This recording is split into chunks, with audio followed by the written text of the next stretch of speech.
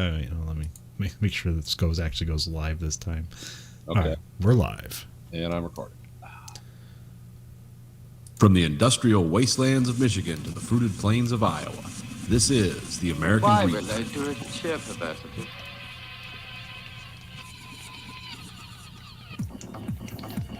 You are the dead. Remain exactly where you are. Make no move until you are ordered. We burn them to ashes and then burn the ashes. That's our official motto. Now we can see you. Clasp your hands behind your heads. Stand out in the middle of the room. Stand back to back. Who can explain the fascination of fire? What draws us to it, whether we're young or old? Here comes the candles will light you to bed. Here comes a chopper to chop off your head. And welcome to the American Reed Factory Podcast. This is Nathan. This is Colin. Andrew. We've got a great show for you today. Something to get you through the night, or the day, or whenever you're listening to this. Or maybe just your next murder. That's not pigeonhole ourselves or our listeners here. Yeah, we don't know what our listeners do. Committing a financial crime, we were your posse. Yeah. At a child's birthday party, you just want to put a bullet in your brain, we'll get you through it. Yeah, we can work with anything here. Let's see. So at my house today, we had our big Christmas presents, but that was just because of how that system works. Everyone in the family upgraded to, we have the iPhone 13 Pro Max. It just looks like every other iPhone, except it's got all this constellation of camera lenses on the back of it. And we were gonna, you want to do that like on Christmas Day, like open it and it's a surprise, but then you got to like trade your old phone and deactivate it. And we ordered these a month ago, so we had to pick them up because you can't get them anymore now. Not very few places have them. So yeah, that's what we got, and they're it's the first phone we've had in 3 years. It's new, so they're pretty cool. They're very fast. They're very smooth. They're they have the, what do they call that, the view screen, Apple what do they call that? I don't know. It's like something resolution. It's like eyesight resolution or something like that. I can't remember. It's crazy resolution. I think it's 120 frame rate. That's how it runs, so it looks very smooth. It's very fast.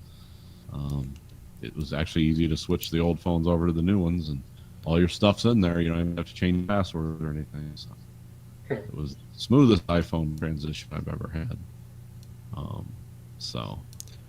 We've taken some pictures with them, and those amazing pictures that they take, where it captures all the shadows and all the detail of flowers and whatever you're shooting. So yeah. That was our big Christmas gifts to each of us, because we really didn't know what we wanted this year. I was like, let's get a. We ever had a nice iPhone? It's like, what do you mean the biggest one? Like, no. I was like, let's get one of those. Apparently they're not. Is this one bigger or the same size as your last one? Bigger. It's a lot bigger. I don't have my last one here, but it's the width is the same, but the height it's taller, and it's very square sided instead of rounded. Does it have the weird thing where there's like a notch that comes down at the top, or is that? Yeah, it has a little. It's a little bitty one. Okay. It's just a camera there. Yeah. I remember people were complaining about that. It's like it's stealing my screen real estate. What the notch looks like, you can kind of see the notch. Yeah. Well, the one where it doesn't really make sense is they have a similar notch in the laptops, which just makes it look stupid. But yeah, I've seen that. But yeah, they gave us real good money for 3 old phones. So because apparently they don't order a lot of these, and they're not flying off the shelves. Like, people like the 13s and the 13 Pros, but the Pro Max, which is just the biggest size, a lot of people aren't buying them. So we're getting closer to Christmas, and the rebate options kept going. We actually got more money off of them when we went back and bought them today than when we ordered them. Well, they got to reclaim all those rare earth metals inside of it. So I mean, it's ridiculous when you get like almost $700 off per phone. It's like, that's an expensive fucking phone, but okay. I think that's more than what I paid for the other phones, but yeah, whatever. It worked. So we'll be stuck with these for a while. But it is a like an upgraded user experience, and I got 3 months of Apple TV for free. So now I can experience that. And I can do it on my computer too, because it's like, oh, it's like get 3 months free, set it up. And I was like, well, I'm not going to watch movies on my fucking phone. You know, me and Dave can agree on that. So I'll watch short films on my phone, if you know what I mean. yeah. I don't think I've ever watched porn on a phone. I was actually talking. One of my friends was talking about that because he was deployed in Afghanistan. He was like, "Well, what the fuck were you going to do for like 2 years in Afghanistan? Like, of course you're going to use your fucking phone for that or whatever." So it's like, yeah, it makes sense, but at the same time, it's like, yeah. Makes me wonder for all the years we were there, like what kind of weird infrastructure they have there. Like we set up so stuff we have would work and is just left. And it'll be some weird factoid in 5 years. Like Afghanistan's the only country in the Middle East that has like, you know, broadband 5G or something. You know, it's like, because it's stuff we left for all the people we had there, or we took it all with us. I don't know. What they're most perplexed by is why we need so many Kleenex boxes next to our computers. Yeah. Apparently they're so dusty they just make us sneeze all the time. Yeah. Sorry. I have some more Star Wars collectibles. Oh, okay. This is from The Mandalorian. This is an incinerator trooper. Okay. That's cool. This is like the 5th flamethrower trooper variety. We got from the Bad Batch, we have Clone Captain Rex. Oh, okay. I was able to get that. These things are... Any version of Clone Captain Rex is like really absurd to get on the secondary market. So I was able to actually just get this from a store. So didn't pay $800 for it or something. No, but no, it's like $60 on eBay for that stuff. But I have a thing set up where it's like it says now in stock, and it'll tell you when it's in stock, and then you click on it. It's like it's not in stock, and it's like the 10th time it said it's in stock, and it was actually in stock. So it looks like Walmart set up a thing on their website to like deter computers from just buying all the stock. So. Oh, okay. And this one's another line of that 40th anniversary of Empire Strike Back, so it kind of looks like the old Kenner ones. This is just TIE Fighter pilot. Okay. And these ones are kind of interesting. These ones are from the Mandalorian. And you know, like at the end of every Mandalorian episode, there's like this, there's a credit sequence, and in the background is like the concept art for the episode, and not everything that's in the concept art is in the episode. Okay. So these are characters based on the concept art that aren't in the episode. Nice. Okay. So here we got an Imperial Death Trooper.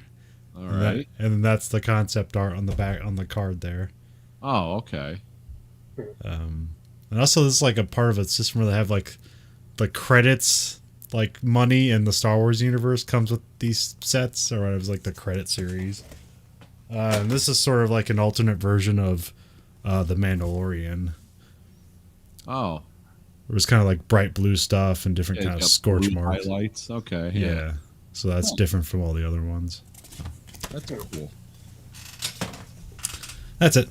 That's the haul this week. Oh. Yeah, I like it. I was actually rewatching The Mandalorian in the last couple of days, and I'm almost done with season 2 now, even though the next season doesn't come until April. Yeah, they got Boba Fett coming out in like a couple weeks or something. Oh, that's true. This is continuing from last night. Not much today because I was working on stuff, but yeah. So this is the bounty, structural ribs of the main hull. I hope this thing's worth it. It is a pain in the ass. Yeah, the hobby shop owner that at my hobby shop was talking about buying, because he's bought a couple of wooden ships, and he bought the cheapest one to learn on, and he said it was the most pain in the ass thing he's ever built, but rewarding at the same time. Fitting each plank, sanding it, bending it to shape, and then gluing it down. Yeah. Yep. Well, I got all the stuff I need. I just need the instructions to be complete, which is a problem I'm having. It's like, put these parts in there. Okay, where do those parts come from? It's like, oh, am I missing? And so now I'm like looking for PDF files on the internet. It's like, what am I missing here? Got to get this all together, and then I got to sand the shit out of it because there's so many, like, it's like none of the stuff fits together quite right. I got to sand some stuff down, which I completely expected, but I also thought like I'd have all the instructions, and apparently I'm missing a diagram of some of the instructions. Huh. Where are those pieces of wood coming from that you're putting in there? I don't see those pieces of wood anywhere. So we'll see what happens. I could just be overlooking. I've never done this before. And of course I picked like an expert grade model to, yeah, let's start out on this. Should have made a ship in a bottle. I already did that. Oh, you did? Okay. Yeah. Terrible, but I finished it. It didn't work out like I had hoped. But it wasn't a very good kit either. I think I paid $15 for the kit. So, Okay. because the epoxy that you're supposed to make the C out of just dried up in the ship. I was like, oh, I'll get my own, I'll get 1 hour epoxy and I can make this work. And nope. So it just looked terrible. I was like, it's done. And then into the trash it went. It's like, okay, I shipped the model. Do they have starships in a bottle? Sure, someone does. That would be interesting. But Spilled the Enterprise inside of a bottle. Remember when I was making those impossible bottles where you get like a juice bottle and put like an entire sealed deck of cards in it and all kinds of other things that could not normally fit in there? There was all kinds of techniques you use with tweezers and stuff. But the deck of cards in the pint bottle was like, that's basic, cool, and it really creates an effective illusion. Like when you're finished with that, it's like, oh wow, that looks really cool. Because if you get, because you use like hair dryers and stuff, you heat all the seals off the deck of playing cards, and then you use glue to, because you can if you bend the box right, you can get that in the bottle, and then of course you just bend all the cards in, and it takes a long time, and you're using really long tweezers, and then you use tweezers and you put like a little bit of Elmer's glue on there and seal it up, and then put like a big metal or a wooden rod in there to keep weight on it while the glue dries. And when you pull it out, if you've done it right, it's like, it looks like a complete unopened sealed deck of cards in a pint bottle, which is like impossible. It can't be done. And there's guys, of course, on the internet go like crazy next level. Like they put like 15 golf balls in a 5th bottle or something. And it's like, how did they do that? And it's like, oh, they're all sawed apart in a very particular way and glued back together inside. And it's like, yeah, that's, I don't have the hand-eye dexterity for that, but that was cool. It's like Japanese guys were doing that too. Yeah, I was like you see, they do stuff like where you see it's like an aluminum block and it looks like a square, and they pull on it and it's like 3 or 2 pieces, and then they put it back together and it goes back together and it looks like one brick, and it's like, Jesus Christ, that's some fucking machining right there. Yeah. Oh yeah.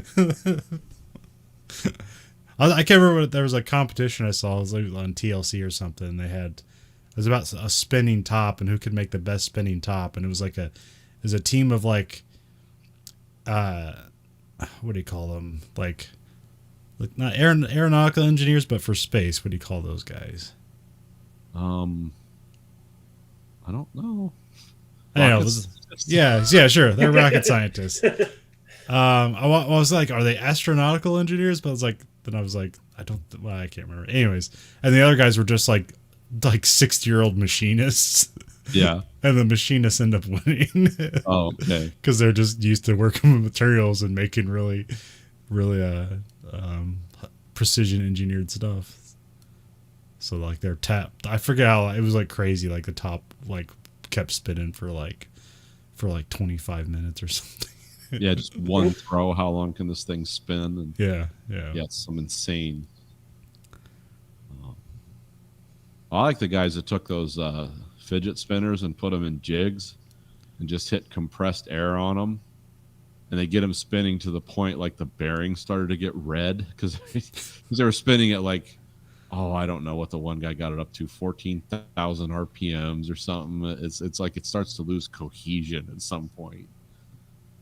And there was the guys that had, the water jets that you can cut metal and stuff with. Yeah. They would put those. They would do like that glancing shot, and they were spinning wheels on a skateboard, and they would get spinning so fast that the wheels would like expand and blow off the skateboard. They had no idea. I think they got up to like 28,000 RPMs or something. It was just like, yeah, the skateboard, whatever rubber that's made out of is dense stuff. When you get it spinning that fast, it slowly blew up to like the size of a donut, and then it snapped and fly off. Yeah, I can't remember what it is. It's like more of like an acrylic. I can't remember what the hell it is, but yeah, they're tough. Oh, yeah. But yeah, I love those. Like, what's the highest RPM we can make something go? It's like you got to build a room where nobody's in, and it's like bullet resistant, because when the stuff flies out, it's just going to kill everyone. It's just a new YouTube channel. Like, how fast can we spin this? Explosion room. Well, I always like the YouTube channels where the guys had the presses. Yeah. And then some guy made a vacuum chamber and we'll put really expensive watches in there. And it's like, it says it can tolerate this much pressure. Let's see. And it looks wildly dangerous. But yeah, because a Rolex watch, like the face sucked in on it, but it didn't stop running. Like the glass didn't shatter. It just sucked in. It was like, oh, that's nuts. That's crazy.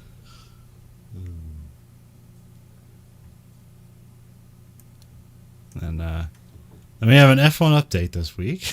Okay. Did you see the Saudi Arabian GP? Yeah, I was watching it. You were sending me texts and... Yeah, man, what a fucking crazy race that was. Very dangerous race. Yeah. So it's a new track, and it's a street track, which basically means it's almost like driving in a tunnel. Yeah. And at super high speed. So it's like the second longest track on the calendar this year, and the second fastest track, and it's a street track. So. Yeah. And so basically there's like no mistake. Like, I think this track is safe for qualifying. For one person to drive, this track is safe. It's not safe to have a race on. Yeah.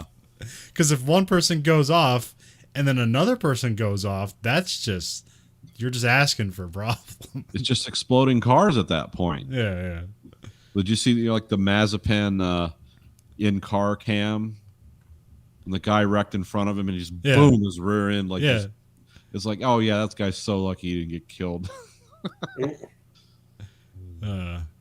I mean, actually, I think like there was the race at Mugello last year that was probably worse, where like it was on a restart, and like they didn't, like a bunch of guys didn't know the guys ahead of them were stopping, and then just like three guys rammed into each other, and like car went on top of another one.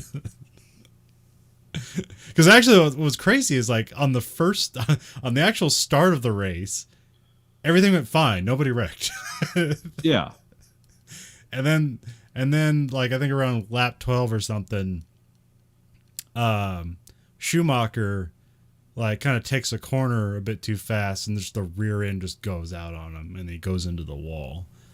And then they bring the safety car out, and then they determine that like they need to get a crane out there to repair the wall. To like, it's mostly just like to lift it up and put it straight down, just because how that stuff goes together.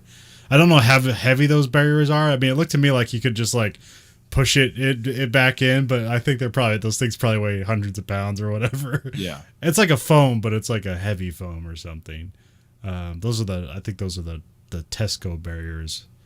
So they're meant to grab the car rather than kind of like push it. Yeah, because like his car, like it got collected in the wall, and then like he just stayed there, so he didn't go back out on track. And then they red flag the race, which becomes a controversy because while it was still just a safety car, Mercedes comes in and pits both their cars, and then Max Verstappen stays out. And then they call it a red flag. And because it's a red flag, everybody pulls into the pits lined up in order. And then the mechanics can work on the car. And at that time, they can replace the tire. And because they can replace the tire, it's basically you get a free pit stop without incurring the penalty of actually wasting the time during the race during a pit stop. So it's allowed. That rule might change. I don't know. The reason you can do that is because, like, if there's a wreck and there's guys out there racing, like, they could have, like, carbon fiber and stuff in it. And, like, you need to be able to replace the tires because the tires could be compromised. So that's why that rule allows it. But I don't know what they're going to do.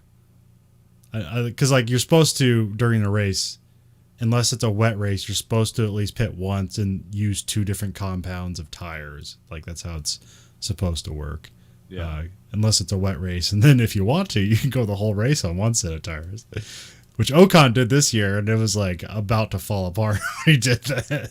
Yeah, the tires were almost at that flappy stage. Yeah, there was just this giant blister in the middle of his tire, and he gets out and looks at it, and he's like, "Ooh." That could have led to a lot of damage. And he only got, like, 9th place. It's like... So, I mean, I guess, like, you know, that got him in the points. Like, had he pitted, he probably wouldn't make any points at all. But also, he was struggling at the end there, but of course. Yeah, so, well, yeah, the fun thing, like, someone said, like, I think it's 100 days from now, they're going to be racing this track again. Yeah. They're going to start it, they're going to start the next season up back in March, so it's I think it's, like, the earliest the season's ever started in F1, so it's going to be a pretty short... F1, yeah. It's going to be a pretty short period, and the second race is the Saudi Arabia race. Oh, okay. They're going to do the first one in Bahrain and then Saudi Arabia, and it's going to be the same track. So it's not a whole lot they can do to it, but yeah, so then we get back and we have the second restart. And yeah, that's Lewis Hamilton just gets off. He's in second at this point. He gets off the line, clearly beats Verstappen into the corner. Verstappen goes off the track and then gets ahead of him. Lewis kind of avoids him, and then Ocon ends up going ahead of Lewis Hamilton. So then Ocon and Verstappen are ahead of Lewis Hamilton. They get to around, I don't know, like turn 4 or something, and Perez's car spins out, and then that's where the wreck that you were talking about happens, where because like if he's like turned sideways and he's blocking half the road that's already narrow. Yeah, it's a very narrow, and it doesn't have a twisty in it at some point. Yeah, you yeah. almost can see the wreck coming, and then there he is.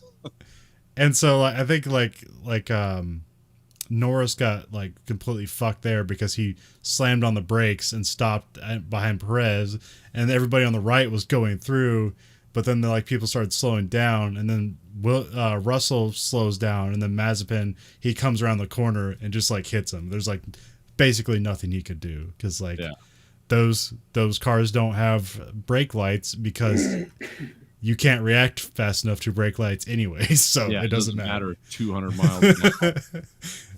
I mean, if you see an F1 race, they do have flashing lights on the back of the car, but what those are is when they're harvesting batteries, so it means they're kind of lifting and coasting, and that's telling the other drivers like, okay, they're not accelerating essentially. Like they're not braking, but they're not accelerating. And the only other time that happens is if there's a safety car, like all their lights blink at a specific frequency to tell everybody that there's a wreck. Oh, so, okay. And then also those happen like in a wet race to try to give more visibility, but you can't see shit in a wet race. If you're in that spray of those cars, you can't see anything. Huh. And you're driving 100 miles an hour, just hoping to God nothing happens. Yeah, you just like hanging on. You know it's coming, but it's coming. So that causes an additional red flag.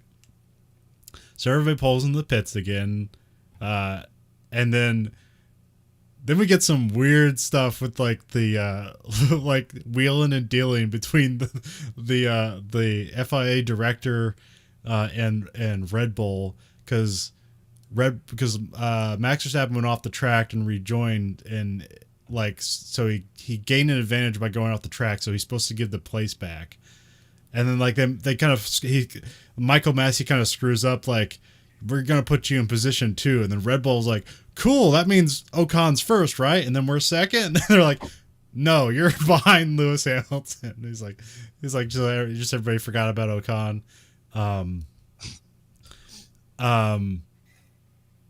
And then it's like this is like the first time like this stuff has ever been like broadcast like during the race. Like usually like this stuff goes on, you just never hear it. Right. So it came out like really weird, like because he's like, I'm going to offer you to start behind Lewis Hamilton, and they're like, we accept that offer. And essentially what he's doing, he's like, it's like you have the stewards and the marshals. They're like essentially a separate organization within this that's supposed to monitor and enforce the rules. And essentially he was like getting ahead of them. Before the stewards act on this, we're going to offer this deal so they don't have to get involved with the race. And then they're just like making sure that's okay with the teams. Like this is what I want to do. Do you think that's okay? This is how we're going to fix things. We're going to like fix it on the track rather than like incurring penalties or stuff like that. So that's what they're trying to do. But then like, and then like they, and I thought like that was a good thing. Like that's how it should be. That like that was a fair way to handle it. And then but then everybody got on Michael Massey's ass about it because he's like, he's not a strong director. It's like we need a firm hand. It's like, and this just pretty much just explains politics, or at least in America, where it's like the conservatives just pretend to be strong but have just poor ideas, but like their presumed strength is what people vote for. And then like here you have Michael Massey's like a Democrat where he's like literally trying to be democratic. It's like, I want to get all your opinions and we're going to see what the best deals are going to happen. It's like, you're waffling, you coward. Yeah. You need to get out there and curse at somebody. Use the F word. I mean, that's getting things done. So yeah, I don't think Michael Massey is going to be the race director probably next year, but I don't know. Well, see, the thing is, the person he replaced, like he died like a couple of years ago, and he had the role for like 25 years or something. Oh, okay. So he was just like, and then so nobody has respect for this guy because he's not the previous guy. The previous guy was Charlie Whiting, I think was his name. Okay. So then they have their second restart, and Max Verstappen's in third, Ocon's in first, Lewis Hamilton's second.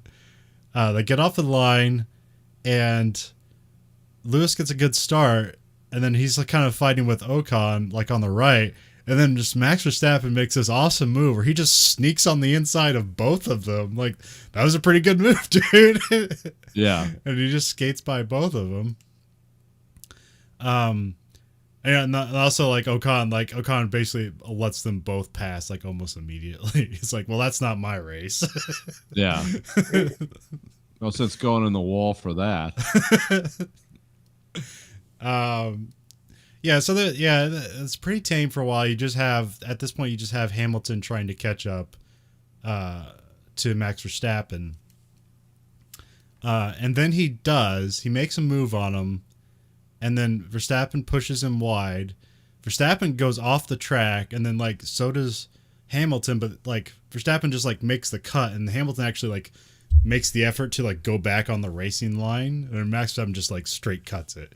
And this is where things get weird because there's just this jumble of miscommunication where where Michael Massey tells Red Bull to tell Verstappen that he needs to give that place back, but they say to do it strategically. Mercedes doesn't get that message in time, and then Verstappen starts slowing on the track, and then Hamilton is immediately suspicious of what the hell's going on. And then Verstappen, instead of like staying to one side, he kind of just drifts towards the center.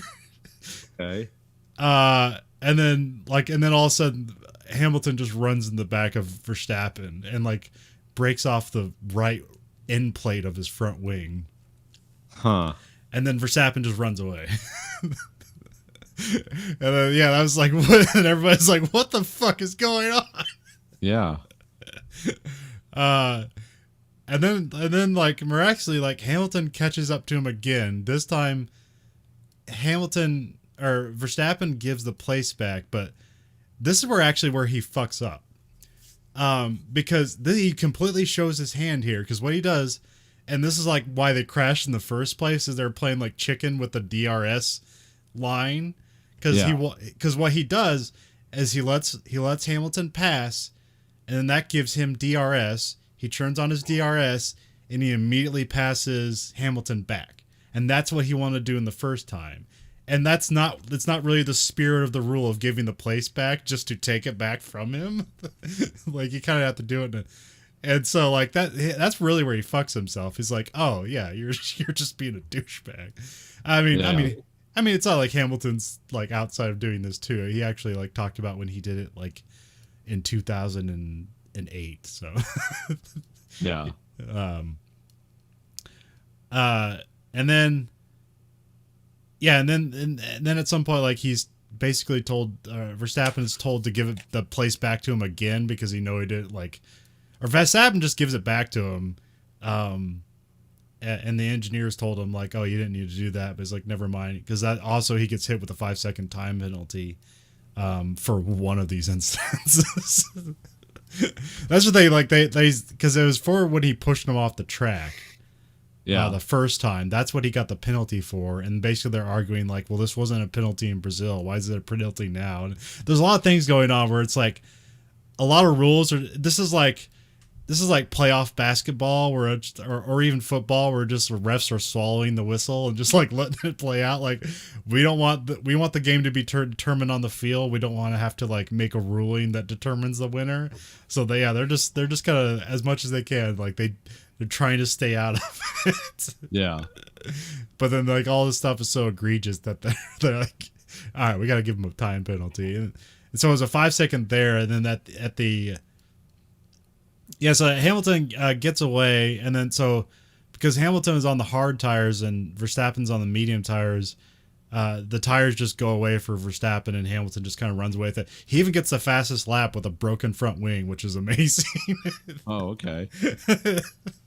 Because it was tense the whole time. I was just watching him like he's just putting out fastest laps. And I'm just like, because I've been playing a lot of racing games, I just imagined like the back end of that car just giving away like it did with Schumacher. And it's like, that was like all I was imagining. But I don't like those cars are very different towards the end of the races because when they're low on fuel, like they just become magical cars. Yeah. Because it's like, oh, we burned off all the way. Yeah. The tires are hot and like you can do just magical things with the cars. And then like they're thinking about pitting Max Verstappen to get the fastest lap, but because they had the time penalty, they didn't think they could do it safely. And then magically after the race, they added an additional 10-second penalty for unsafe driving onto him, which magically doesn't put him in third place. It keeps him in second place. Yeah, so yeah, okay. like it's obviously like they're not following the letter of the wall of the rules because they know it's going to give Hamilton an advantage.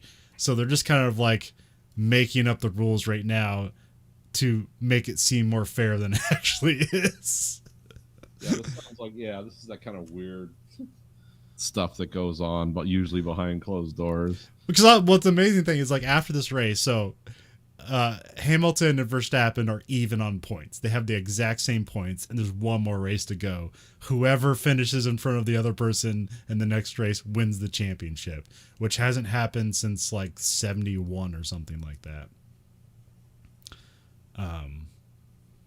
There's been a few like years where it's like it's come down to the last race, but not really like. But it's like you'd have to like finish in different, like wildly different spots. This one is just like whoever's head wins. Yeah, and technically 1, 2. Yeah. And well, technically, like Hamilton or Verstappen holds the tiebreaker because he's won more races. Okay. So people are looking out. So if like, because they're also like reviewing other times of like bad moments of F1's past, where people go into the last race ahead. And they just crash into their rival. Oh, okay. So if Max Verstappen crashes into Lewis Hamilton, technically he would win the championship. But they're gonna be like really heightened on the lookout for that stuff because they don't want to allow that stuff anymore. But because I also showed a clip of like it was like from a few years ago where they were showing a clip when when Ayrton Senna crashed into the back of Alan Prost on the last race of the season, giving him the win. Yeah. Ayrton Senna won because he crashed the other guy out. And they show a clip where Max Verstappen's watching it, and they're kind of laughing at it. It's like, oh, he did this intentionally. It's like, hey, you do that too, right? It's like, I guess, to win the championship. So. Yeah, I mean, it's there to win. But yeah, so like one incident where they ran into each other in this race, like Hamilton was saying that he brake tested him, and like when the stewards were looking at the data, they didn't say he brake tested him, but basically they said everything else around it. So he basically, I don't know. See, I think in this instance, I don't think he did that on purpose. I think like because they're battling, and like this race is such high tension, like on their mind, because like you have to be high speed and very technical, or you're gonna go into a wall. Right. And they also have to like in this moment they're considering strategy, and so we're just bad dance partners. Like they're overthinking both of each other's moves. Yeah. And also Hamilton was right to be suspicious of Verstappen. But the thing I don't get is why Verstappen was like listing into the middle of the road. Because I know like they show like a helicopter view of when it happened, and it's like, look, there was enough room on either side to get around Max Verstappen, but when you go to like the cockpit cam from Hamilton, like it doesn't look like there's any room to get around him. He's just veering off in front of him. Yeah, it's like you hope there's enough room, but yeah. Yeah, this race is like super fucking weird because it almost played out like a football game where it's like every red flag was just a new down.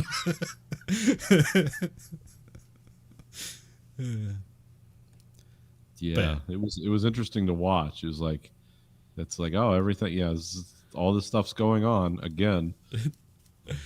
And Bottas at the last turn gets by Esteban Ocon at the line and steals third place from Esteban Ocon. So, there's like, and you see him like he raises his fist. He's like, "Yeah, I got it!" And then you hear the radio of Ocon. He's like, "No!" he's about to cry after the race. Yeah. Because it was right there, and he didn't get the podium. But he wasn't even expecting to be in that position this entire race. But because he spent most of that race there, it was like it was very deflating to lose it at the last moment. Oh, okay. And also like Bottas and Ricardo had a pretty fun duel that they didn't really show because there's just too much drama at the front. So we go into going to the last race. It looks like Mercedes has a 28-point lead in the constructors, so they pretty much have that wrapped up. The only way they could lose that is if both their cars crash out and both Red Bulls like finish in the points. And then we got Raikkonen. This will be his last race. He's retiring. Yeah, I remember hearing they said that too. He's a fun guy. He's just a guy who does not give a shit about any of the media stuff, and he's like, I don't know, I don't give a shit. Yeah. And there's a fun message that the Alfa Romeo painted on his car. It just said on the side of it, it's like, it said, "We'll finally leave you alone, Kimmy."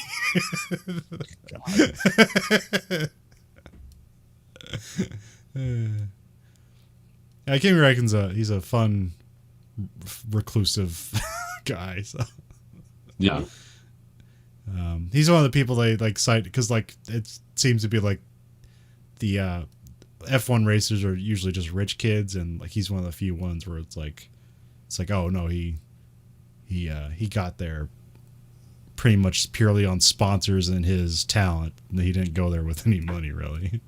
Yeah. Because I always talk about like he grew up in a house that didn't have any indoor plumbing. Like I don't know how necessarily that relates to that meant they were poor or if they just like lived like on a farm, but I don't know. Yeah, did they live in a rustic like environment? But yeah, so he's raced more races than anybody else in F1. Which I'd probably Lewis Hamilton will probably take that away from him eventually. Yeah. It's mostly because time soon. Yeah. I don't know. There's it's kind of a weird thing where it's like there's other podcasts I listen to and they talk about F1 racers just have like a severe cliff, like just like they'll be the best in the world one week and then pretty much all that talent will just goes away, like their experience can't overcome young talent anymore. but reflexes fade. Yeah. But I don't know, with all this like all modern sports medicine now, like who fuck knows how long Lewis Hamilton can go. I mean, Alonso Alonso's like he's like 43 and like he's not the best out there, but you can still see like the talent. Like he just doesn't have a car that he can really take advantage of it.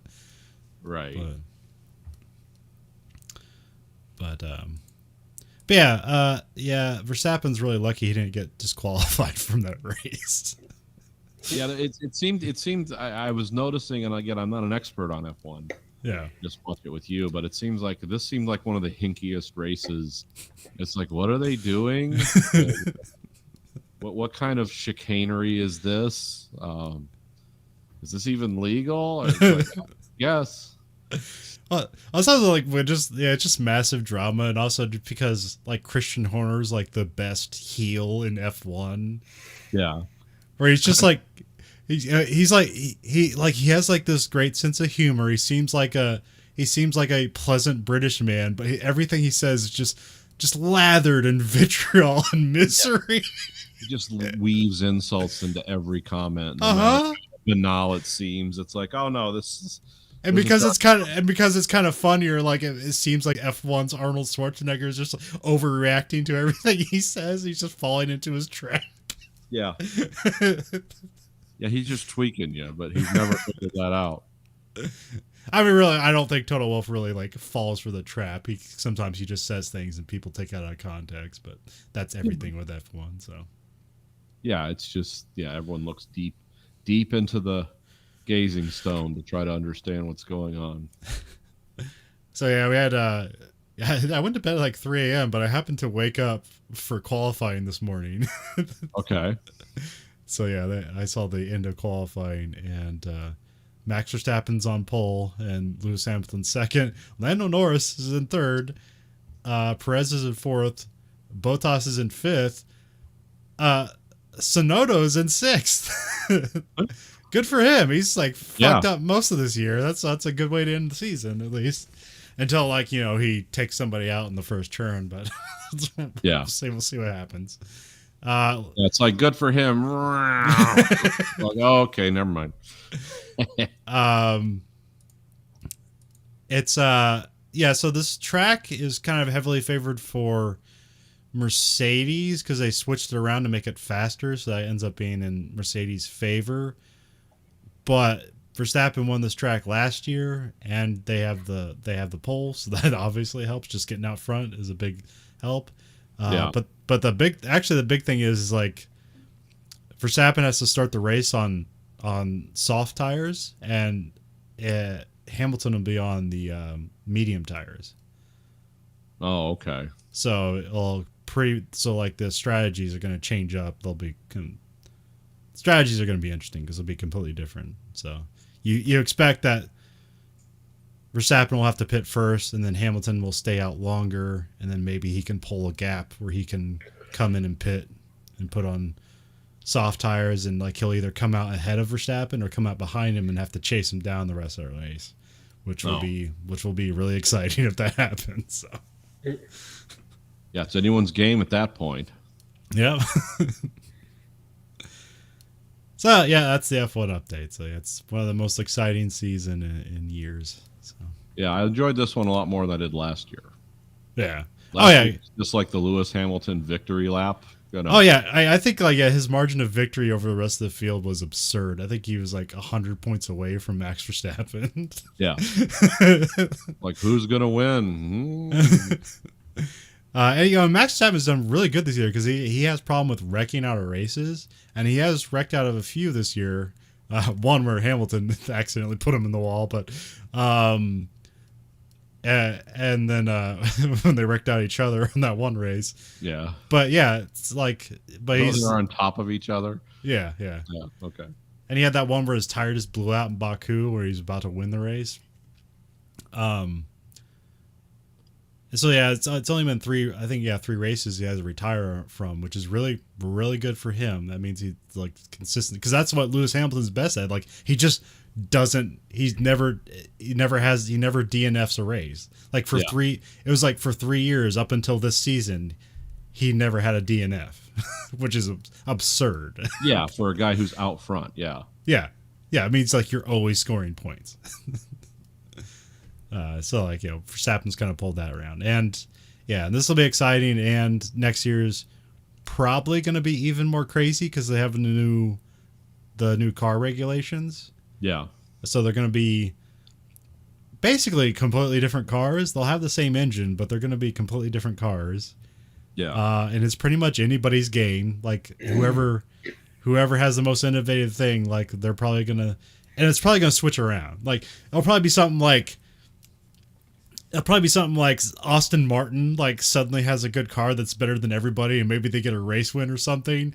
And then like towards the end of it, Red Bull and Mercedes will just pass him by like nothing was like there was no problem.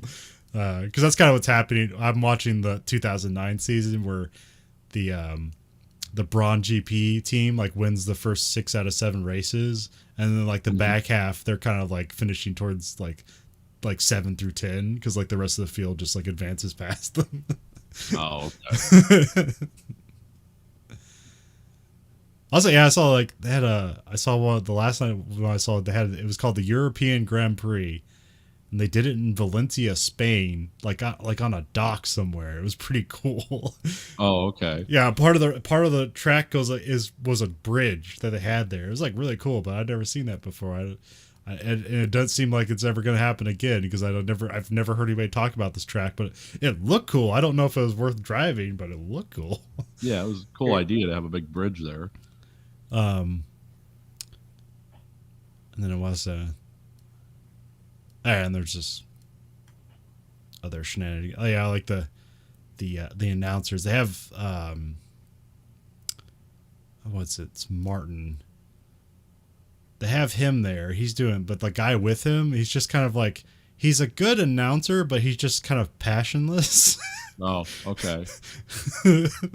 So every time he talks, That's guy, not the color guy, huh? well, he kind of, because he's not like, and he doesn't seem emotionally involved with it. He just seems like he's bored by it. Where Martin Brundle, like you can hear him be bored, but he's like passionately bored about it. Yeah. We're about to end, so All right. I'll be back.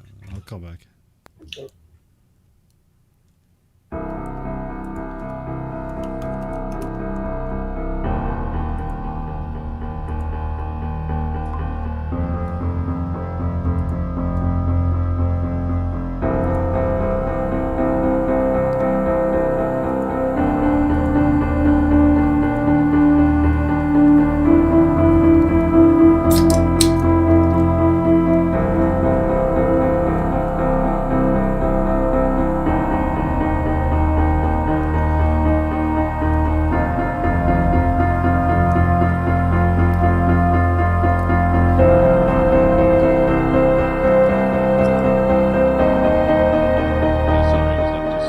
Your call is about to end. Like it wasn't even giving time anymore. It's like, oh no, we better get off. Oh yeah, the last thing, the blue thing, like it has like a little thing that spins around. Oh, okay. Like it's a clock, and that's your last minute. Oh yeah, the other fun thing about like there's a part where that other announcer guy was talking about like, because they're talking about how they're not going to have refueling next year. Yeah. And then Martin Brundle's like, yeah, I don't like that. And he's like, why? Like, what? Like, is it a safety thing? It's like, well, I just like when cars are attacking each other rather than just managing tires. And it seemed like he's making fun of the guy, but I think it's like, no, they just have wildly different personality. Yeah, he's doing things slightly different. Because you have like the current team is you have Crofty and Brundle. Crofty's the guy, he's the lights out and away we go guy, so he has like the high energy. And then Martin Brundle's like, he's actually a racer, so he's just has the experience, but he just kind of like knows things a lot. And what's the other? But yeah. So yeah, the fun thing is like, so in this current era, we talk about like, you know, pit stops is like 1 stop or 2 stop races. Yeah. In this era, it's like 2 and 3 stop races. Yeah. Because what they do is they light fuel the car so that like the car's more controllable, and so you can get out there and attack. And that's what Martin Brundle likes about refueling is like there's just more attacking going on. Right. But it means you need to pit more. And like, oh my god, the pit stops are so like, I'm not sure infuriating is the word, but they're like we're watching like now it's like almost sub 2 second pit stops. It's like 9 to 12 seconds in the pit stops here because like they're refueling and just have different. Yeah, it's like the driver's getting a cup of tea. All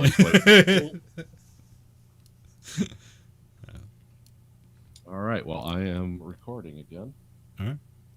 And we're still out live, so. Yeah. All right, so we got a countdown to do this week. All right. And let me load that and Want to start at the bottom or the top? start at the top. Okay. All righty, here we go. Alien Covenant. So I guess I like this better than Prometheus because Yeah, big improvement. well, I wouldn't say big improvement. I just like, but the characters are actually designed to be kind of stupid, so it's okay if they all die. Yeah. Yeah, they're not doing, you know, like, oh, no, scientists wouldn't act like this. But It's not the smartest people in the world turning into like Friday the 13th camp counselors. yeah. Yeah, here they're just space truckers. So Again, they're back to the original formula. yeah.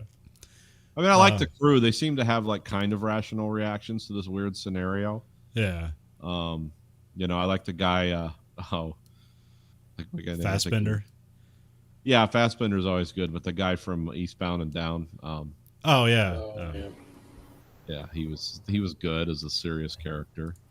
Yeah. And who was the main lady? What was her name? It was I can't think of her name. Anyway, I'll look it up. Yeah. I mean, it was a super weird, like kind of almost like art piece for Ridley Scott, where it's like, check out all these cool images. So it didn't really coalesce into like a coherent narrative. It was just kind of like cool, disturbing stuff to look at. You know, Yeah. He's making his own. What's the guy that all this is based on? H.R. Geiger, but just like as a live action painting of H.R. Geiger. yes, it's a very and it came out. It's been out like what 4 or 5 years ago. Yeah, I have it up now. Let me look. It came out. 8, 7. Oh no, 2017. So yeah, 4 years ago. It's okay. It's okay. Yes. 1. I had low.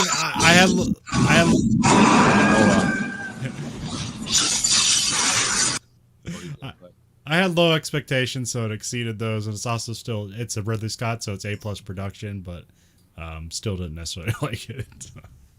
Thought it was interesting that Sam Waterston's daughter was the main character. Oh yeah, okay, yeah. Like I never, I knew that, but I didn't know that, so it was kind of interesting to see her. And you know, and I generally like the cast. Michael Fassbender stole the show, but Yeah. and it actually made its money back. So good for them. So that's Alien Covenant. And Andrew, did you see it at all, or did you skip Nope. that one? Okay. Okay. All right. So now we have Evangelion 3.0 plus 1.0 Thrice Upon a Time. Come on. There we go. This was nice and coherent. Yeah, this is kind of like they're remaking the ending of the television show, which was even way more incoherent and unsettling. But also it's remaking the movie they did called End of Evangelion, which had a lot of disturbing, nonsensical stuff in it too. So this one's kind of a redo of this is more hopeful but also incredibly weird. So, but yeah, these like this new film series, these last two movies are completely like separate from the television shows, which like the first two movies are kind of like remakes of episodes, and this stuff is just kind of like all off in its own wackiness. Yeah. I like the floating like battleships that are like protecting the Evangelions and stuff like that. Like this thing's completely useless, but it might as well be a shield. The shield ship.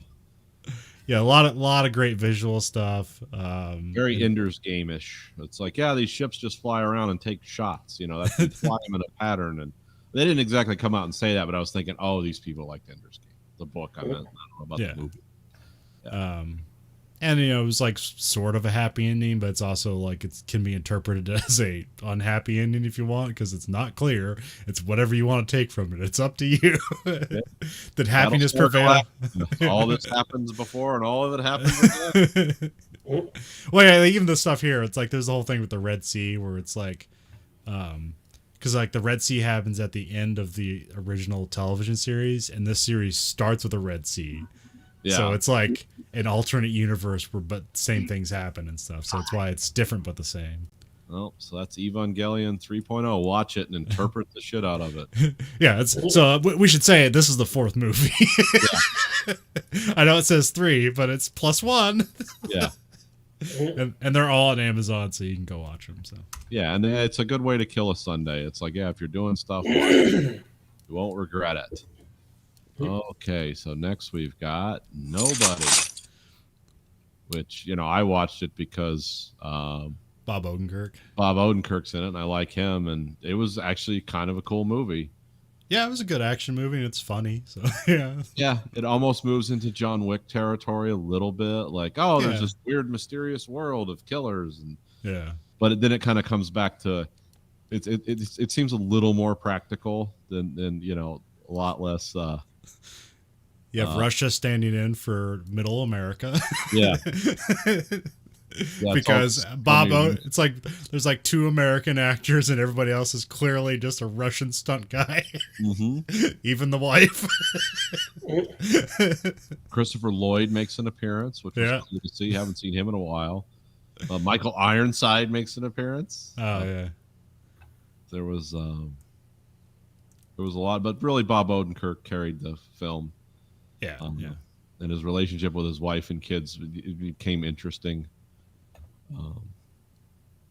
So and you know, it better carries off that thing where it's like, in John Wick, it's like, well, obviously he's a killer. Look at him. Yeah. And here it's like looks like a killer. Yeah.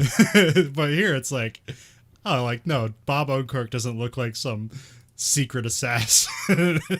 Yeah, which makes it work better. It does carry it off, because then he talks to the one, you know, about letting the one guy go, and because he was embezzling money from the government, and he's like, yeah, I just let him go. I felt sorry for him. Yeah, so he seemed like interesting. He was interested in the people he had to kill. Yeah, when it wasn't a remorseless, relentless killer, but he always did kind of see it as a job, and then he wanted out. You know, that was. The thing was never like I just love killing. 7. But that's we're here from Christopher Lloyd in this. Get out of there! Weird serendipity. 1. Yeah, but that was a good movie. $16 million movie. Looked a lot better than that, but oh yeah, it was shot in Russia. It was the same. I believe it's the same people that did. Oh, help me, Andrew. You know, the first person movie. John Wick. Oh, God damn it! Fucking. Is it Hardcore Henry? Yeah. Okay. Yeah, it seemed like there was a lot of foreign places standing in for U.S. cities and stuff. So, well, Andrew, you saw this one too. I don't know if you can add additional stuff if you want to. We don't have to adhere to the time limit necessarily, because this is one we all saw.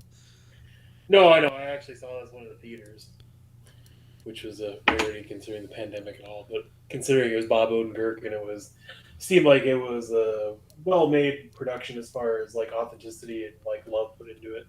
It was a good movie for what it was. It's not like a masterpiece, an Oscar winner or anything like that, but it's a solid movie where you don't expect a lot, so you're blown away by how much Bob Odenkirk puts into this movie, and he really makes it.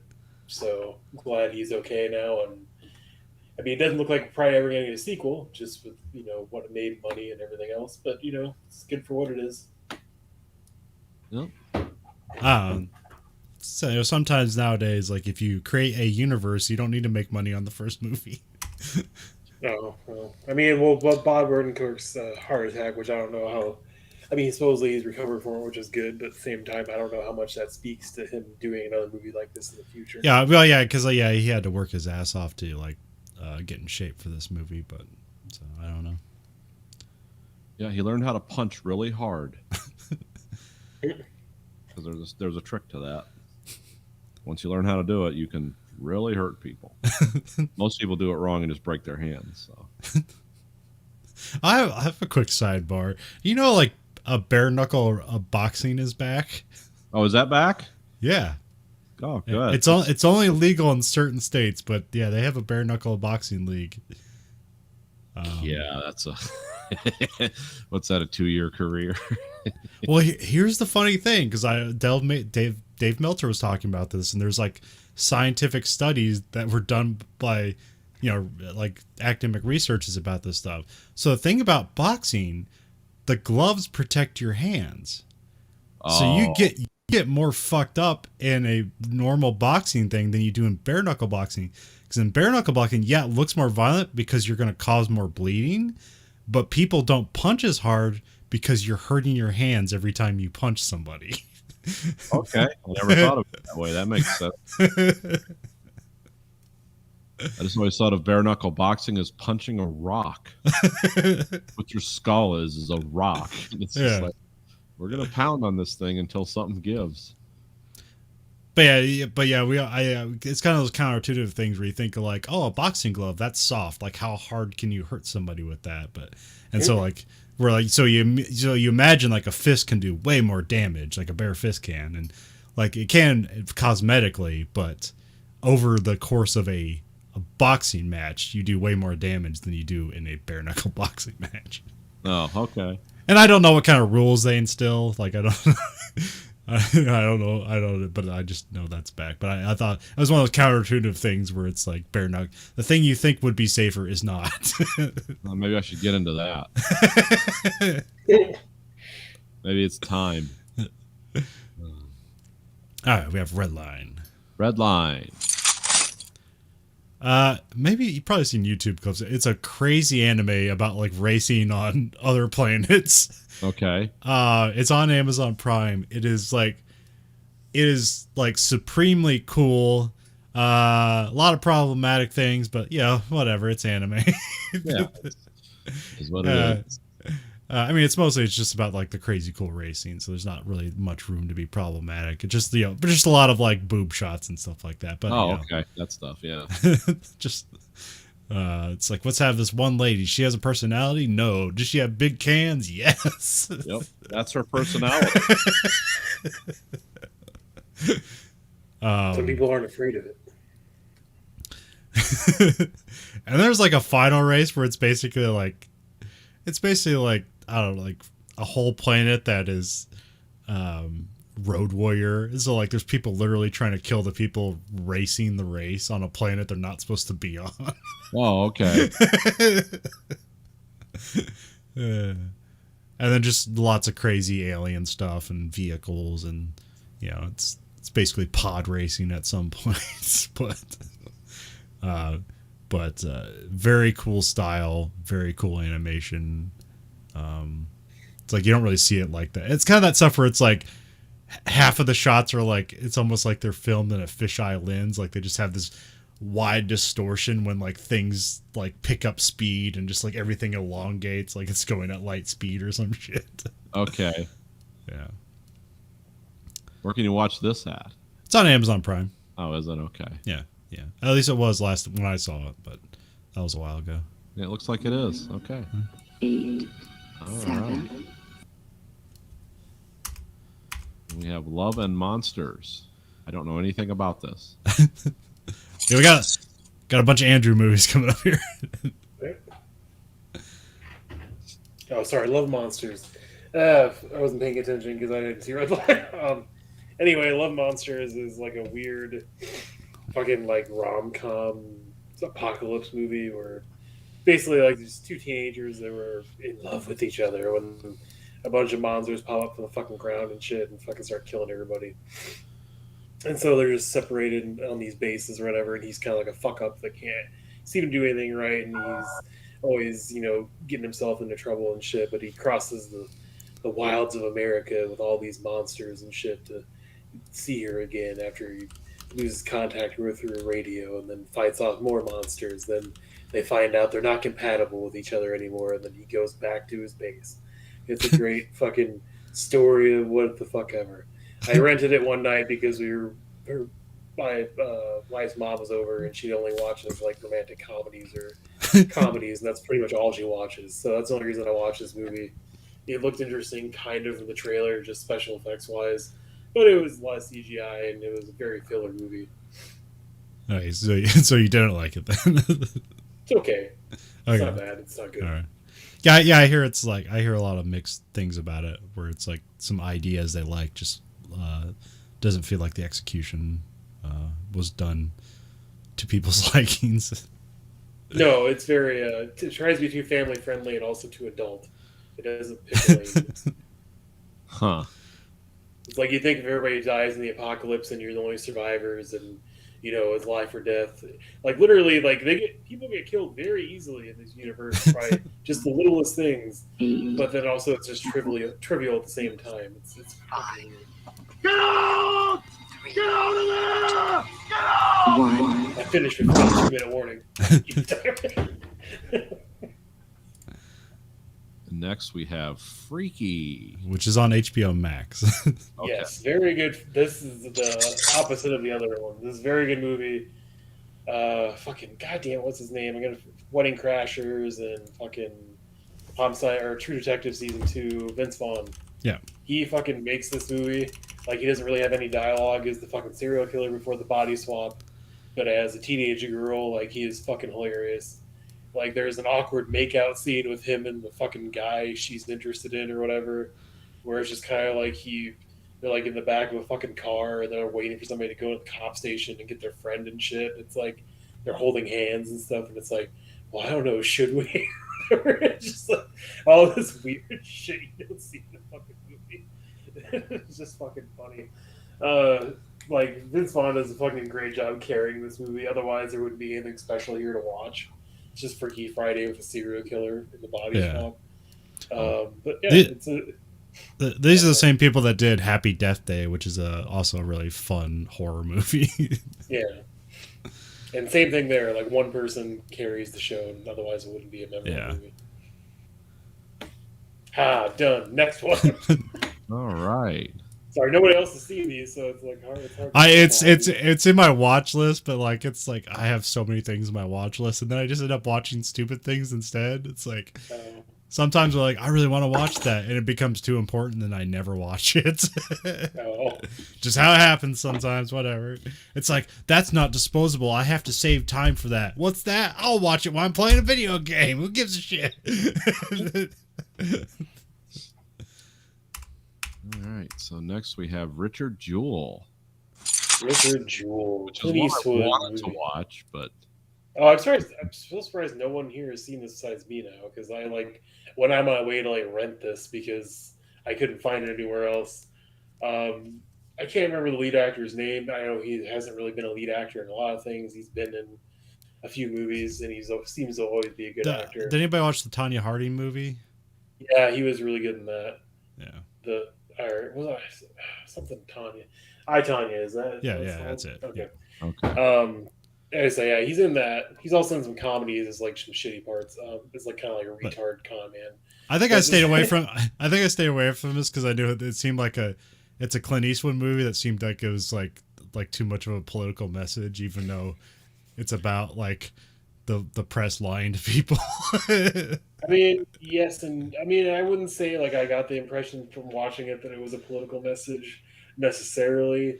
It was just that this is what happens when you have too much trust in the police and the press to give you a good angle, even though you know you did nothing wrong. Because it's yes, I think it's a objective enough angle that like a lot of times we just attack the first thing we see. It doesn't matter like if we think that person is a hero or think they did the right thing. As soon as it's like, oh, maybe this is wrong, and then we just fucking go whole hog and we don't think about it. So if you're a single, lonely, kind of weird looking guy, never save anybody because you're you're the first person they're gonna think was the perpetrator. Yeah. Yeah, because I mean, this guy's life is just kind of like fucking. I mean, it's not sad, I guess. It is sad to a point where he just like he keeps trusting in people that keep fucking him over so hard the whole movie, except for Sam Rockwell, who sticks by him like the whole movie, even though he's like, "Well, you did what? What the fuck did you just do?" Because he just keeps shooting himself in the foot and somehow doesn't end up in jail for the rest of his life. But yeah, it's a good movie. It's really great, well acted. It's I don't know how close it is to source material. Supposedly there's some fudgings in there, but yeah, it was a good movie. Right. Movie we have The Wolf of Snow Hollow. I haven't even heard of this one, so. Right, so I've heard of it. I wanted to see it, but then I just never found access to it. Oh, I could mail you a copy. So anyway, so Wolf Snow Hollow is a werewolf movie. Very much the main character is a sheriff that's just a giant fucking asshole. His dad's like the actual main sheriff, and he's just kind of like, he's divorced. He's not fucking getting along well with his kid. Nothing seems to be going right for him. He's in AA and all this shit. And he's just like, anything he comes across is so mundane, and then just people start getting fucking massacred, like murdered, like torn apart and fucking, chopped up and shit.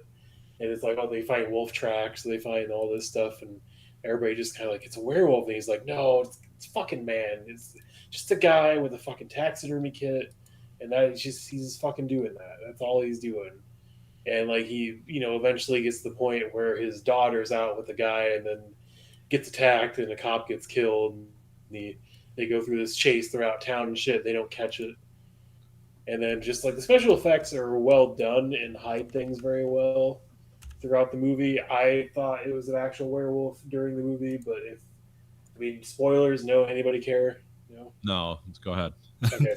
So it ends up being like a fucking taxidermist out in the middle of town that's like fucking 6'5" or some shit. Because like basically he keeps like stalking his victims, and then he pretends to be a werewolf and kills them and cuts them up and shit.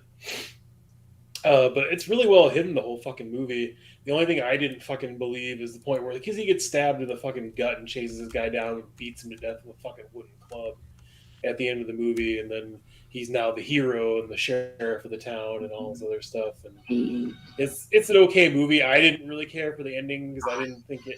I understand they're trying to set it apart and trying to be different instead of just being a werewolf movie entirely. But I didn't like it just because I thought they did such a good job selling the werewolf angle so much that they should have just made it a goddamn werewolf. Instead, they made it a tall guy in a taxidermy suit, which I didn't think looked as good close up. But yeah. All right, Wolf of Snow Hollow. Next, we have Lockdown, which this was the rom-com with Chiwetel Ejiofor robbing the jewelry store. Yeah, this is the Netflix, or it was on HBO Max. Sorry, HBO Max. Yeah. Yeah, has the Princess Diaries and Anne Hathaway. Yeah, that's right. So yeah, Anne Hathaway and yeah. So it's pretty fucking slow. It's a good character piece, I guess, as far as like examining two people like done with each other, and then they're forced to be locked up, and then they reconnect. Not in like a hugely dramatic way, but it's just slow. Like, oh shit, maybe we shouldn't fucking do these things, or maybe it doesn't really matter.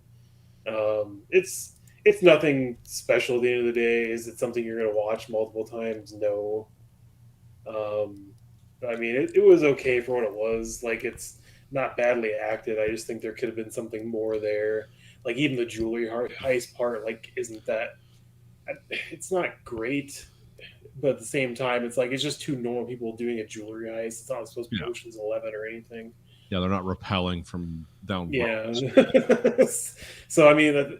I don't know if maybe they should have done something different than a jewelry heist because, I mean, it just doesn't add enough to the movie to make it different. Is this based on anything? I thought maybe it was based on something, but I don't think it is. I think it's just maybe a book. I might be confusing it with some other. Okay. So yeah, that's Lockdown. It's okay. You don't need to go out of your way to see it. It's just a character piece, and there's a million of those. Oh, did that like come out during the pandemic or something? Yeah, it came out like right when pandemic started locking down theaters. Okay. The Joker. Now, which one is this? The 2019, the Joaquin Phoenix. Yeah. We talked about this. Oh, this Andrew saw it. Yeah, this is me finally watching it. Oh, okay. Well, go ahead. I won't even run the countdown. We need to talk about this movie. This is one I liked. No, this is one I really like too. Oh, I didn't like it. I just thought it was an amazing performance. I didn't think the movie was good, but I thought I thought it was an amazing performance of Joaquin Phoenix. Like, well, yeah, that's what I liked about it. Yeah, I didn't care about the rest of the story. It was like I don't even need to make a sequel. This is just great watching Joaquin Phoenix be Joaquin Phoenix again. Now that he's given up his gangster rap career. No, I mean, Joaquin Phoenix has been really solid in the last like 4 or 5 movies he's been in that I've watched. Not that I ever think he's a bad actor or anything. It's just not all his projects are something I care to see. Yeah, really phenomenal in this role. Obviously, he was the star of the show because who the fuck else was going to be in this? I mean, Robert De Niro was good as like a Jay Leno kind of fucking character. Mark Maron appeared. What? Mark Maron was in it. Playing the same character right. Mark Maron does in every movie and TV show. Yeah. Mark Maron. What are we going to do, man? Hey, Mark Maron's in this. But I mean, story-wise, yes, this is something I cared about deeply, like the origins of, I guess, the Joker. I mean, is that really what this movie is? Is the origin story of the Joker? No, it's like a one-off because that's what I figured it was because it didn't really seem to fit that. But there's not meant to be a sequel. This isn't supposed to lead into another one. It's just like one of those like kind of alternate history comic books, but just as a movie. So. Yeah. Okay. Yeah, very good performance by him. Solid movie that didn't seem to drag at all, but story wasn't anything I overly cared about at the end. Actually, the only like story moment I really liked is when he's like talking to who's Bruce Wayne's dad? Oh, yeah, Thomas Wayne. Yeah, and then like you're kind of afraid this like he's unhinged and stuff like that. And so when he talks to his dad, it's like, oh wait, Thomas Wayne is a fucking asshole. Terrible person. Which that makes that interesting because like all we're led to believe is like his parents were really nice people and they unfortunately died, and so he spends the rest of his life trying to like make Gotham a safe place, and it's like he has to try super hard. But it's like, man, what if your parents sucked?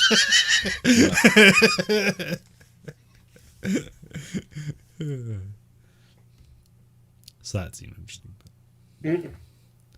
All right, next we have The Little Things.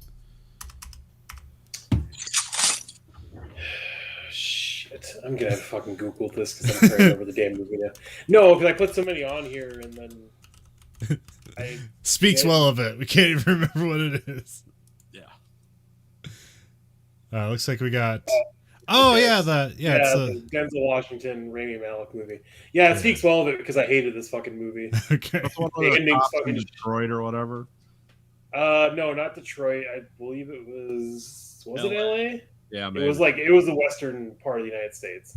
That's all I'm gonna say. The baddies. What's his name? Oh, Wallace and Blade Runner 2049. That guy. Jared Leto. Yeah. It says Kern County, California. Okay. I mean, not that the plot, I guess, didn't have a good, solid ending as far as like, hey, just because there's a bunch of circumstantial stuff and a guy's a weirdo doesn't make him an actual killer. He might just be a fucking weirdo. But at the same, at the same, yeah, I know, I kind of had that same feeling. But at the same time, like the beginning of the movie, like fucking is pretty solid, and I got drawn in from that. But the rest of the movie is pretty dog shit. Yeah. So wasted everybody's potential in acting here, and it's just a bad. Oh, movie. it's not even a movie that's elevated by the actors. No. No, it's a shitty movie. I actually watched this. I don't know why my name's on it. I watched it and it was over, and I was like, nope. And I never mentioned it again. Fuck these guys. They wasted 2 hours of my life, and it could. This had all the elements of being cool, and it's like, wow, this really didn't pay off. Yep, it was. Yeah, exactly. Did not pay off at all, and felt very underwhelming, and felt like I wasted my time. So that's why I totally forgot what the hell the Little Things was, because that's how much I blocked it from my memory. Yeah, I just had to remember it. Yeah, it doesn't sound like it's going to be a murder mystery movie. No, it's a mystery how it got made and how all these great actors signed on to it. And, like, did you read the script? It's like, okay. And Jared Leto did another body transformation thing to play some creepy fucking guy, and Yeah, this was the machinist. It's like, yeah, remember he lost all that weight for that. This was the other guy, Christian Bale. It's like that's the only thing people remember about the machinist was Christian Bale looked like anorexic. It's like, yeah, there we go. I just see that. I think it was on Reddit. Well, it's probably other places where it's like if something about Lord of the Rings, and it's like Christian Bale's gonna gain 20,000 pounds to play some like play the Balrog. Yeah. Gonna grow like 40 feet and gain like 40 tons to be the Balrog. You cannot pass. Oh, so next we have Breach. This is the part of the continuing downfall of Bruce Willis's career. Yes. And Thomas Jane was in it. And this movie was a clusterfuck, but I knew it would be. I had no expectations that this was going to be good. And it met those expectations.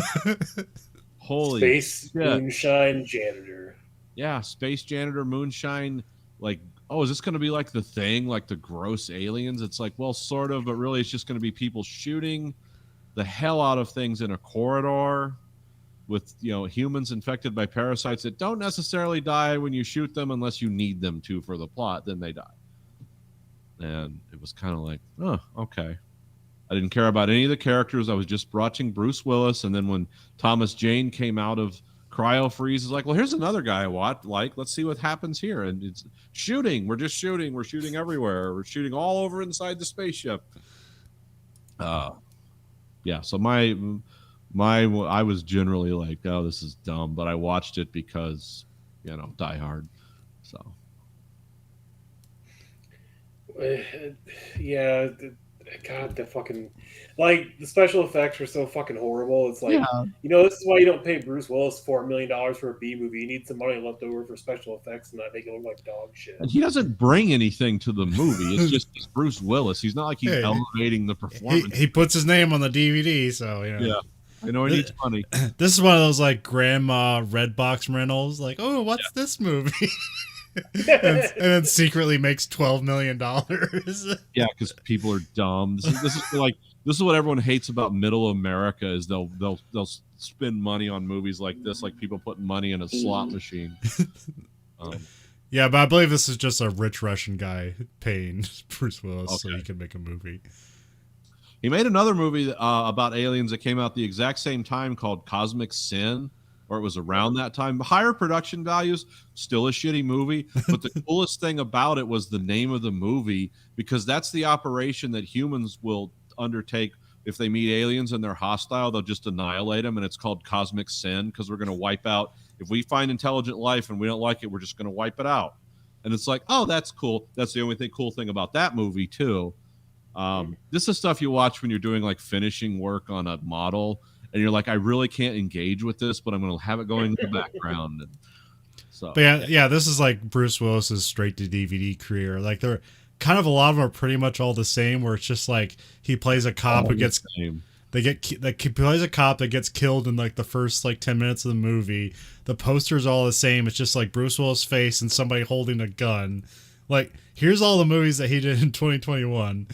We got Cosmic Sin, Midnight in the Switchgrass, Out for Death, Survive the Game, Apex, Hair of the Dog, Deadlock, Fortress, which isn't, just recently completed, American Siege. He's already signed up for Fortress 2. It's already in post-production. No release date. He's got like 15 more movies. Yeah.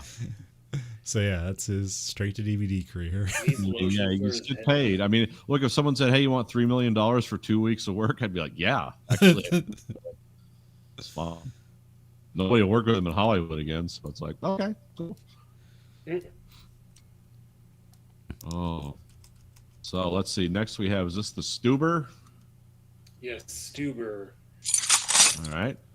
Dave Bautista, and I'm gonna fuck up his name because I Kumail Nanjiani. Yeah, Kumail Nanjiani. Actually, had no expectations going into this movie because the trailer looked like dog shit. Yeah. And this is another movie we rented because my mother-in-law's romantic comedy thing. $3, so it was a cheap family affair. Actually, not as horrible as I thought it would be. Everybody plays the same typecast character I would assume they would play. Dave Bautista is an unfeeling cop, and Nanjiani is a typecast immigrant, but not immigrant, that people make fun of the entire thing. But even though he just kind of is a nerdy loser guy that seems to not be able to find love. It's the story is shit. Just as a comedy, why I don't know why anybody would care about the story anyway. There's like a couple of funny jokes in here, but more or less it is just a good like, hey, I got an hour and a half to kill and I have a sense of humor. Is it better than Taxi, the Jimmy Fallon Queen Latifah movie?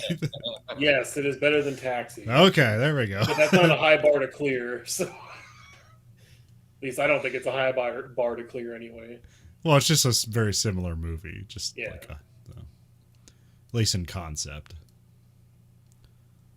Yeah, this has all been done before, so we're done with Stuber. Great. Blood Red Skies. Our next Sorry, movie. what? Oh, sorry. Blood Red Skies. Blood Red Sky. Is this, or did anybody else see this? Nope. No, don't even know Netflix what it movie. is. Netflix movie. Fucking. All right, so this movie has actually surprised me because I figured it would be another Netflix schlock piece of shit because they do not do a very good job of making movies. There's a few that they actually make that actually seem like they would actually be suitable for theatrical release or critical acclaim in any way.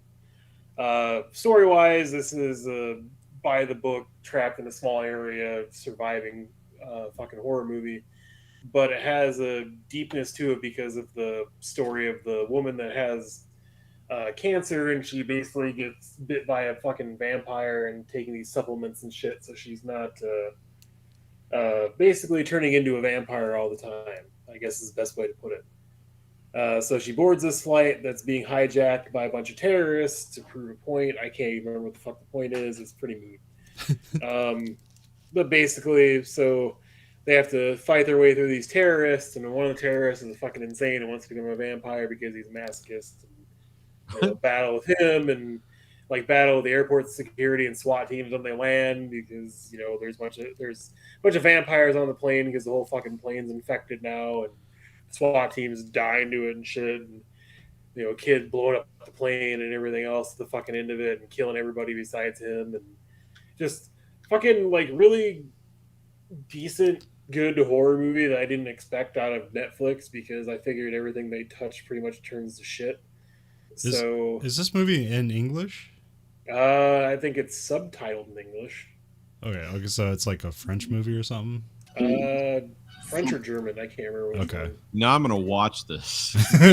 Interesting. It's actually. Is it American? This sounds stupid. Like it's German or French? Maybe. Yeah, that's harder than me, so I'm going to watch it. I think the terrorists speak English, but like one of the terrorists speaks German, she speaks German, and the pilots speak German. I think I saw the trailer of this, and I thought I remember it being like it was a foreign movie, but it's dubbed. Yeah, I mean, a lot of the dialogue is like German or subtitled, but there is some English in it, so okay, it's not. No, it's dubbed. Yeah. Just watch it in English if you want to. Okay. Which kind of sucks for some of those movies because it just throws you out of it. It's like their lips are moving, but they're not saying anything. So it's a good plane hijacking movie / vampire movie. Yeah, that's an interesting mashup. Vampires on a plane. Go. So that's it for our movies. Now that I have Apple TV for a introductory period, I'm probably going to buzz through Foundation. I started watching Foundation. Yeah, so I am too, and I'm going to watch the I don't know. I have no idea how much it holds close to the book. I think the series is cool so far. What's his name? Damn it! I keep. Guy from Chernobyl. No, the guy who plays what's the guy? The leader guy. Empire. The guy who plays Empire. Oh, okay. Lee Pace. Oh, Lee Pace. Okay, yeah. He does such a great job of playing like a hammy, like almost villain. Like he acts like a British stage actor, but he's American. He's the best American that acts like a British stage actor. Oh, okay. where he overacts everything, but you buy it just because it's ridiculous. Yeah. He's so great. He's like from Oklahoma. It's weird. It's almost like the one guy who played Spike on Buffy the Vampire Slayer, Spike is like this British kind of like punk dude who's a vampire, but everything he acts with a British accent, and he's not British at all. He was just trained as like a Shakespearean actor, so that's how he acts. He acts with a British accent. Oh, okay. Yeah, I'll have to see how close this holds to the. I mean, the book takes place over 1,000 years, so. Yeah, they have stuff basically around. I mean, like, is the character Empire? Is that in the books? Or about like a cloned emperor who will exist across time? There is an empire, but it falls apart. Yeah. Fairly quick. By the time you get to, like, when you're dealing with Salvor Hardin and the mayors and all that's like the empire is pretty much defunct, and then when you go way into the future, it's like, oh, there is no empire. Then you find out there's another foundation at the other end of the universe because they made two in case one failed. And but yeah, those books could really. Yeah, they have stuff to basically how do you bring a character across these wide swaths of times, and they have stuff to accomplish that. So. Okay, good. Yeah, Lee Pace is one of my favorite. Like, nobody seems to notice him actors. Because, like, everything, I love him in, like, fucking Guardians of the Galaxy and goddamn, what's the name of the show? Pushing Daisies and fucking... Oh, yeah. Did you ever see... Fire. Yeah. That's where I really know him from. So, I mean, he's in a lot of good stuff, and he's a low-key actor that doesn't seem to get a lot of name recognition, but he's good at what he does. Yeah. So this week we watched a Criterion film. Watched the 1941 The Wolfman. Starts like Lon Chaney. To answer the age-old question of which Universal horror movie is going to have the most impromptu sexual harassment scene in it. Well, at least he goes as far as not he at least goes as far as to not tell her that he spied on her. It's like I saw it there. But, like, you know, he makes it like, how do you know this? It's like, oh, I'm psychic, and he plays it off. So it's not this, like, he's not, I saw you in the window through my telescope. To be fair, I don't know where his hands are at. I did you guys like? I guess I hope you started from the beginning. That Universal logo at the beginning. What an amazing logo for Universal Studios. Oh yeah, with all the stars and all that shit. That looked really cool. No, I mean, that's why. I picked the Mummy last time. This time I picked the Wolfman because I kind of wanted to see where America got its love of horror movies, and, you know, like the beginning of the universe as it is, as far as that's concerned. Probably do one more before stopping the whole thing, but at the same time, I'll take. Yeah, I think this is better, a lot more interesting than the Mummy movie. Yeah, I thought it was too. Because it just has more going on for it, and it has more lore that's understandable, I guess. Yeah, because everybody knows about the Wolfman in town, or at least werewolf anyway. Oh, I mean, they even have that just like little like news blurb up front, like lycanthropy. Here you go, people. And then like for those in the audience that could read, it was a boon. and then they just like re-explain it throughout the movie too. So yeah, it works. It's only like an hour and 10-minute movie. So yeah, I mean, just like the Mummy, it's an hour and 10-minute movie. I don't know how much that's based on just I'm sure that was like the average time of like a feature length movie at the time. Yeah, or especially this is like during like World War II. It's probably something like you cut film reel cost down or something. Like, you can't have it be that long. The film reels cost too much. Yeah, we use that film to make bombs. You know, Can't be doing weird shit with it. So, I mean, as a fan of werewolf horror movies the most, just basically, like, I did like the makeup they did for, 1941. This is pretty solid work for the most part. Like, I didn't really see a lot of, like, oh, yeah, it looks like shit. I mean, it doesn't look technically great, but it does look terrifying. Well, it looks better than some of the werewolf stuff I've seen from the, like, last 20 years. So, yeah. I mean, I guess overall, would it hold up with, like, the new resolution of cameras and close-ups? Probably not. But at the same time, yeah, it's nothing groundbreaking, but I mean, at the time it was, I guess. Story-wise, it's totally fine. Like, it covers the beats of it. Like, Lin Chaney looks really a lot like Benicio del Toro in the remake of this. I think it was just called Wolfman, I believe. Yeah. Which the director's cut of that's actually way better, just because it adds more stuff to it. And it doesn't pull more stuff away. There's a lot of movies that director's cuts make better, and then some that just don't help. Yeah. Wasn't that one supposed to be a part of the Dark Universe, but it was actually like the first one shot? I don't know if it was part of the Dark Universe. I'm assuming it must have been, since obviously I think they set up that plan after they shot that movie. But I think he was like, had they gathered together, he was going to be the Wolfman, I believe. Okay. Oh, okay. Because at the end of the film, he's dead, and God, the guy who plays Agent Smith in Matrix, can't think of his damn name. Yeah, I know what you're talking about. Yeah. Yeah, he was bitten, and after killing him, so technically he would have been Wolfman or whatever. Anyway, not about that movie. It's about this movie, where I still did the same thing I did. Hugo Weaving, if you wanted to get that. I still did the same thing in this movie at certain points that I did to the Mummy. I just played Mystery Science Theater 3000 with it, because there are certain points with it that it just gets very repetitive. I especially hated being reminded every 5 minutes about the werewolf curse. It's like, yes, we know it's the werewolf curse. Everybody in town seems to know what the fuck this is. And then just like, it's fine. The acting was better overall than the last movie. It wasn't as bad. Story was better and more interesting. But at the same time, I still couldn't help making fun of it occasionally. Yeah. Especially the part where he's caught in the bear trap, and the gypsy comes by and lifts his curse momentarily so that he can abscond into the night and not be captured or killed. And so he's just walking without shoes with fucked up clothes and kind of bloody and shit, and just like walking past two guys looking for the wolf, and he's like, oh, just out here for a walk or something, and just like fucking walking by, and he's like, don't be suspicious, like, it just seems like a really red herring moment where somebody should have been like, wait a minute, this guy's like not on the level here.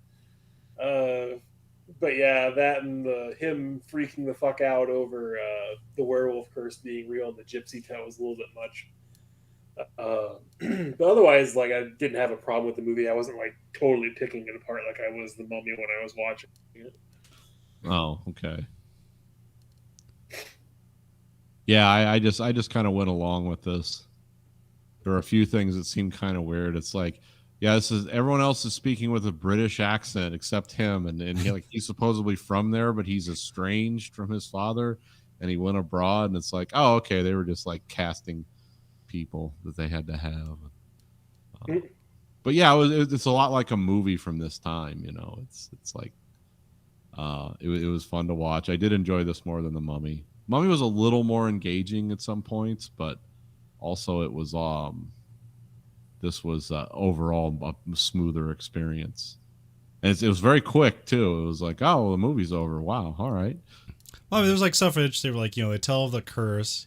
He's trying to buy those earrings, and then she won't sell them to her. And he gets this cane, this silver cane that has like a wolf and a pentagram on it, and then it's like, he kills the wolf with the cane because it's silver. It actually kills the wolf, and then it ends up transforming back into the guy. And he's like, "No, I killed a wolf. I didn't kill a guy." And then that's interesting. So yeah. I don't know. Like, how does this even? Is it just purely concept, or do any of the characters carry over to the Benicio del Toro Wolfman one?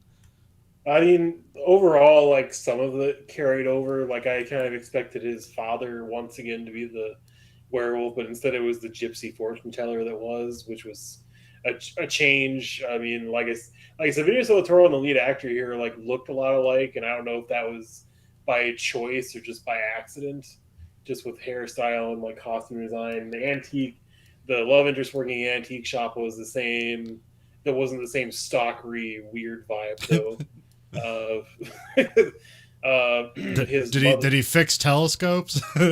No, he didn't fix telescopes. What was his last name? Was it Lombard? Is that his last name? Yeah. He was a professional actor in like a Shakespearean actor okay. in the remake, which I liked better because it made him seem like a more believable, like why he would go to America instead of just like, oh, I left Europe so I can do the same thing in a different country that I could do here. I thought I saw a scene that looked kind of cool where they had like those old like, you know, where there's like a surgery going on. There's like that sort of atrium for people to watch, and like they have that scene. And doesn't he transition to the werewolf, and it's like a pretty cool scene. Yeah, and it's actually probably the best scene in the movie as far as like overall impact. But at the same time, like there's no scene like that really in this movie.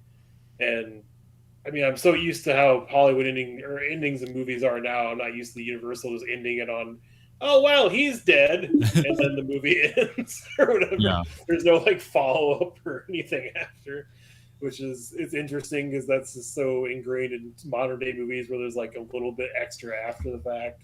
I mean, he does go on to play the Wolfman in other Wolfman movies, so it is weird. So Okay, that is weird. Because they have like the Mummy versus Wolfman. They put them all together. I mean, that's what they were trying to remake with the Dark Universe thing, is because all of these had interconnections like that. Still don't think Tom Cruise was the best choice for the Mummy movie, but either way, that would have been shit. I mean, it's a guy who, like, every movie he's in makes at least $100 million, so it's like, well, it'll get made. Anybody ever seen that, like, Jack Nicholson one? Isn't it just called Wolf? It's like Jack Nicholson and Michelle Pfeiffer. Yeah. It's kind of boring, actually. Oh, okay. It doesn't really have... It's not really what you think it would be. It does. Yeah, I thought it was like what people talked about. It seemed like it was subversive. Like, it's not really a werewolf movie. It's just...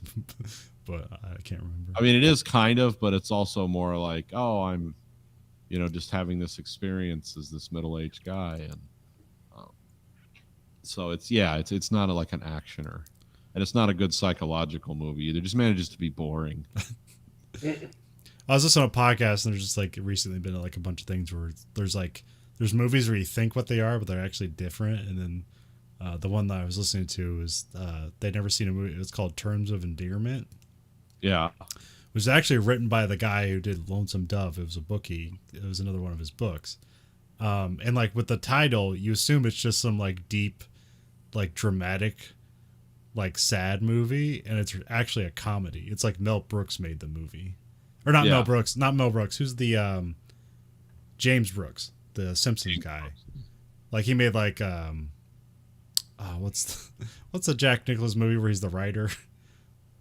As Good as It Gets? Yes, yeah. So that's the kind of movies. Yeah. So Terms of Endearment is essentially a comedy, and Jack Nicholson's in that too. There's a thing at the end where like somebody gets cancer and dies. It's super sad, but the majority of the movie, it's a comedy. So. Is it super sad, common that somebody died of cancer? Well, I think I confused that with Steel Magnolias, which isn't that what that movie is? Just people getting sick and dying. It's super sad. I mean, essentially, yeah, one of the main characters that does. But it's like the whole movie, right? Yeah, well, it sets up the characters, and then one of them gets cancer, and then we're left with like everyone dealing with the after effects of it. It's actually Steel Magnolias is a good movie. Oh, okay. I enjoyed it. Yeah, I just usually avoid like kind of like super dramatic stuff like that because I always find it too ridiculous and unbelievable. So Steel Magnolias is pretty grounded. I mean, it has kind of over the top characters, but it's like you actually like these characters and understand. Yeah. It's like, oh, this is why these people ended up this way, and these were people betrayed in love and life, and then they turn it, then it kind of turns into this, and it's like, oh, now I'm gonna die. It's like I had this whole shitty life. My kids hate me. My husband left me, and now it's time for cancer. Everyone kind of pulls together around her. It's a nice thought. It doesn't really happen. Most people are just nowadays. Most people that age are barricaded in their bathrooms trying to keep their grandkids from stealing their pain medicine. So it's like you think that would be over the top, or they're stealing their grandkids' pain medicine. or the other way. Don't come in here. Got like a coffee grinder, a hand coffee grinder. They're just grinding up pills. Break down the coding, you get fucked up faster. Oh, I know, Grandma. What a wonderful world. I saw an interesting statistic about like the opioid crisis, where it's like, I forget, they tried to like link it to like availability of like drugs or something like that, but really what that directly correlates to, and it doesn't mean it's causation, but it's just the increase of available opiates. Yeah, created the opiate crisis. Yeah, it was never like, oh, this stuff's out there and we've got to stop it. It's like, oh no, there's like dump trucks full of it being delivered to towns of 1,000 people. It's like, it doesn't make any sense.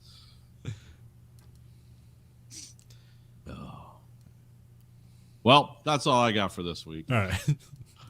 So this week for the American Greed Factory podcast, this is Nathan. This is Conlon. Andrew. Goodbye, America.